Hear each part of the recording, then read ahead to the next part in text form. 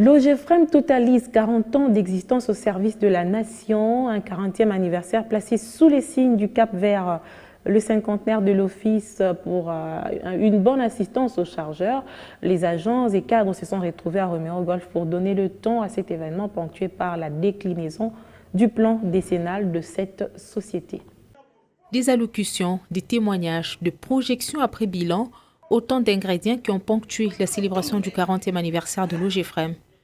Une 40e commémoration d'existence de cette entreprise publique, bras séculé du gouvernement en matière de transport, placé sous les signes de cap vers le cinquantenaire de l'Office pour une smartphone assistance aux chargeurs. Une belle opportunité pour le directeur général Patience Saïd Batamboué de décliner le plan décennal de cet office. Dans le domaine de la gestion du fret et du suivi des cargaisons, l'OGEFREM entend passer de la gestion documentaire à une gestion électronique du fret, de manière à assurer le suivi physique des cargaisons, grâce notamment aux outils de géolocalisation et aux liaisons satellitaires. Dans le domaine de la facilitation et d'assistance aux chargeurs, l'OGEFREM devra actionner tous les mécanismes devant lui permettre de porter réellement son étoffe de conseil des chargeurs.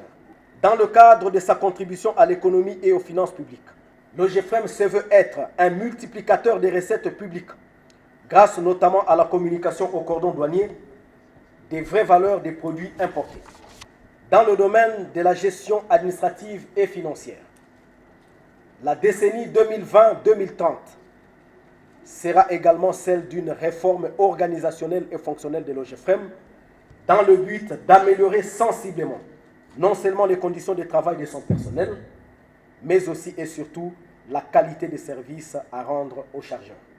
Durant son parcours, 16 grandes réalisations ont marqué l'histoire de l'OGEFREM, de sa création en passant par la lutte contre la fraude douanière et une assistance de proximité de qualité aux chargeurs.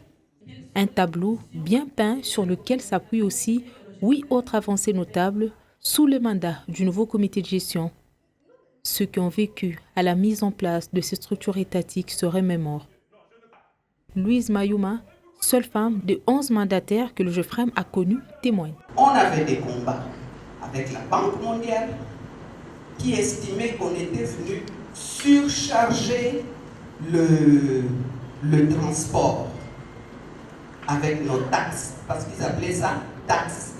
Alors que ceux qui travaillent à l'OGEFREM savent que ce n'est pas une taxe que l'OGEFREM perçoit, c'est bien la contrepartie d'une rémunération des services rendus. Autre temps fort de la cérémonie, c'est la remise des prix aux cadres et agents dans différentes catégories. Jean-Marie Numbi, vice-président du syndicat, était parmi les nominés pour la catégorie assiduité et conscience professionnelle. Un premier prix reçu après 10 ans de service. Durant tout notre mandat, nous avons cherché à fédérer autour de nous tous les agents et à trouver des solutions à travers un dialogue sincère et constructif avec notre partenaire employeur. Voilà pourquoi nous saluons ce prix qui tombe à juste titre parce que nous avons œuvré pour la paix et pour la cohésion sociale au niveau de l'OGEFREM. C'était aussi une bonne opportunité pour mêler le plaidoyer relatif à leurs difficultés.